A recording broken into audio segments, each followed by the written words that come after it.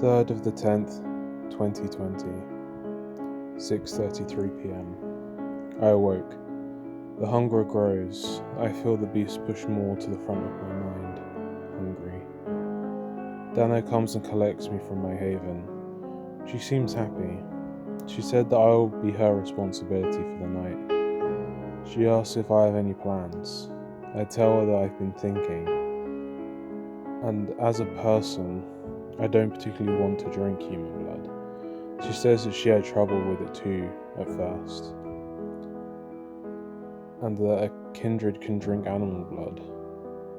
I tell her I have an idea, but how does she get stuff done in a day? She says that they have retainers. Between Dana and Cassandra, they have 5 people that run the museum, and some other people on salary. I tell her as a child that I had some pet rats. She said that she had rats as a child too.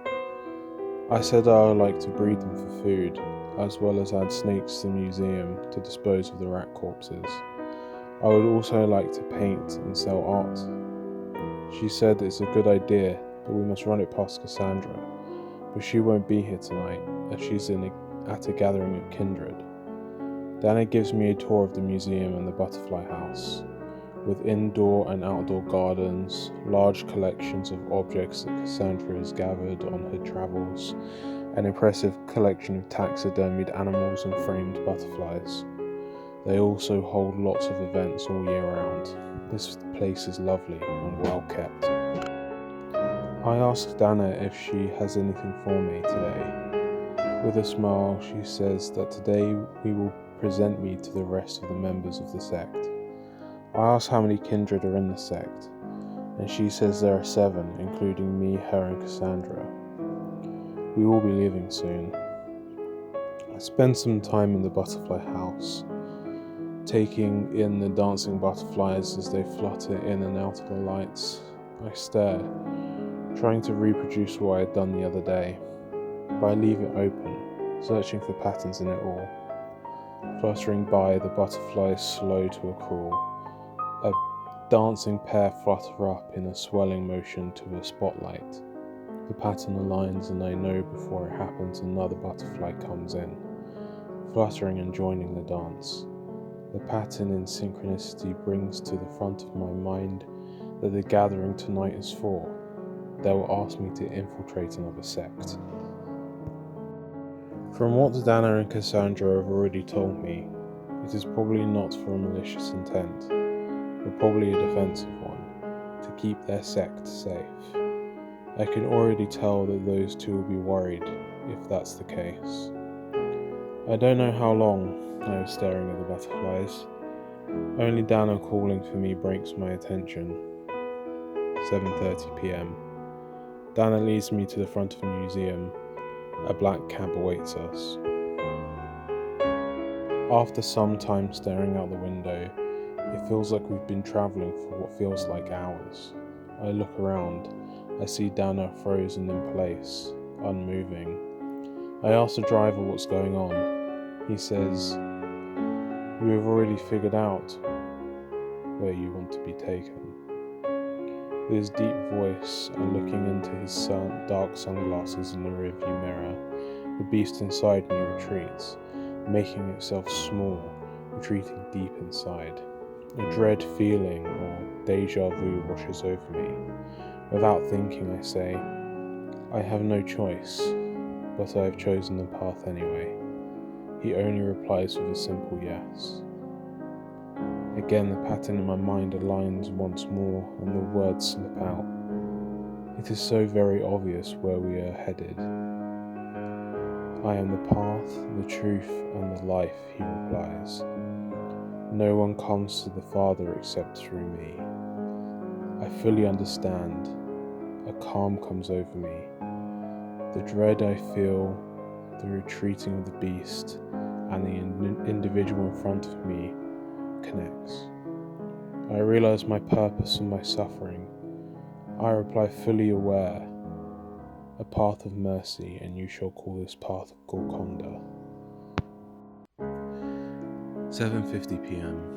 We pull up to an underground nightclub called Basement. We thank the driver and head inside. We go down into the club and Dana leads me to a VIP section in the back. We are down into a small room at the opposite end. There are two people sat in large ornate chairs. A man with bronze skin and strange ornate jewellery, and a pale lady with dark brown hair. Looking around the room, I see Cassandra talking to three others. A red-haired female with long hair in her mid-20s and a young boy about 16 years old, and a lady in her late 20s with golden blonde hair. Cassandra comes over and greets us. Everyone looks at us. Cassandra turns and introduces me. The pale woman gets up from her seat and marches across the room. She's about a foot less in height, and when she speaks, she sounds American. You're the one that they've been talking about. There's something about this woman. It feels like her beast is close to the surface, like one misword could spell doom for me. I feel it deep inside, a reluctance. I extend my hand and tell her my name. She takes my hand quickly and I make sure to give her a firm handshake. It hurts back more than I expected. I try not to show out my face. We let go. She nods in what seems like approval. Next, the young boy runs over with an outstretched hand and I shake his as well. As we do, he says, Dana and Cassandra have been talking about you for months, and introduces himself as Jamie. He goes on saying, the first woman is called Amanda, and she is a kindred of action, not words, in a mocking tone. Cassandra growls at him, as the lady with the red hair gives a quick wave and says her name is Tegan. The blonde-haired woman is next, and she says her name is Isabel, and that she's been friends with Cassandra for decades. Her eyes go cloudy as she says, let me get a look at you. A few seconds pass before tears of blood flow from her eyes. She covers her mouth with her hands. The others look at her. Amanda spins me around, her eyes cloud over as well. Out loud she says, he looks human. Gasps come from them all. The bronze man stands and comes over, hands behind his back, slightly leaning in. He says, look into my eyes. I do. A glint flashes across them like glass catching light. Even a surprised look comes across his face. He qualifies. More gasps and choked tears come from the others. He raises a hand, but this is his second day of my life. If he remains at least this level for 5 years, I will do it. A wide-toothed smile crosses his face. The others either cry or cheer with joy. Amanda's jaw drops. I have no clue what's going on. The rest of the evening is spent getting to know the other sect members. Messiac suggests that I join in with the Camarilla business as a test. Cassandra is against it, but is convinced. Amanda pulls me to one side. She tells me she's a self-proclaimed protector of the sect, and to feed her any information on Camarilla movements against the sect. I agree.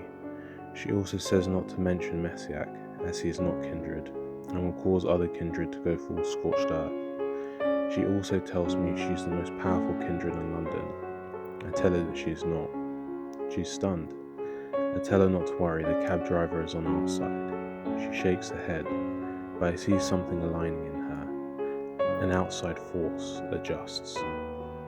She brushes it off as Malkavian madness and pushes no further. 6 a.m. We return to the museum.